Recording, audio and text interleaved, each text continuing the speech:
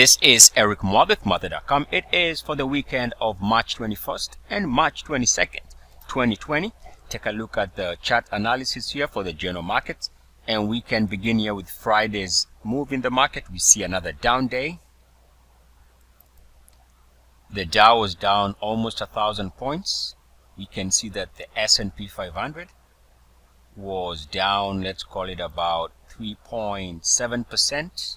Actually, 4.34%. The NASDAQ is what was down about 4%, 3.7%. So another down day in this market as we ended this options expiration week. Let's take a look at the weekly action. Now, for this past week alone, the S&P 500 is down about 15%. This past week, the Dow was down 17.3%. And the NASDAQ was down about 12.6%. And now a quick lesson for all of us. We should all know this by now, but go back to late 2018. We had a failed breakout. And you can see a consequence of this failed breakout was a down market. It wasn't the worst down market. And you can see at the highs, there was another failed breakout. So honestly, by the time we start seeing this reversal, in fact, the Dow had failed to break out. That was the warning sign right there. Right, so next time you see a failed breakout, especially if other things line up like the monthly charts, you really have to be paying attention. Otherwise, you run the risk of holding throughout. So remember, these things play out over and over and over again. Now, this was the S&P 500. If you take a look at the Dow on its weekly chart, this was, I would say, the initial major warning sign here.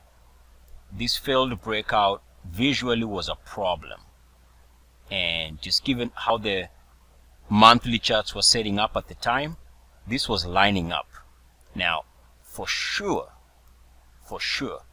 there's no way, personally, I could see this drop from here to here in a month. But the drop, yes, maybe we would be somewhere here by now.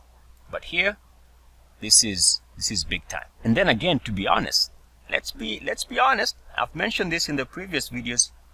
These moves here felt very fake.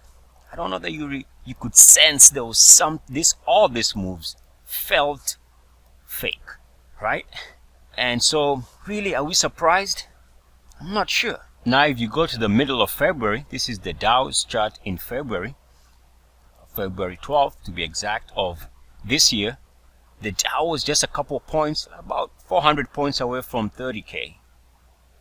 And if somebody told you at the time that by middle of the next month that the Dow would be close to 18,000, you would have thought that was impossible, right? I mean, that would have been impossible. But believe it or not, we end up touching 19,000 before we touch 30,000. So this is middle of February, and if you take a look at the current monthly chart, it seems just to have happened like that in a snap. So the question we all are trying to figure out, all of us, is what is next? Now, I'll say in the short term for sure, here are some for sures. As long as the S&P 500 is trading below 30.9, these markets are gonna be sideways at best, and for sure down. Sideways at best. And as long as they are holding below RS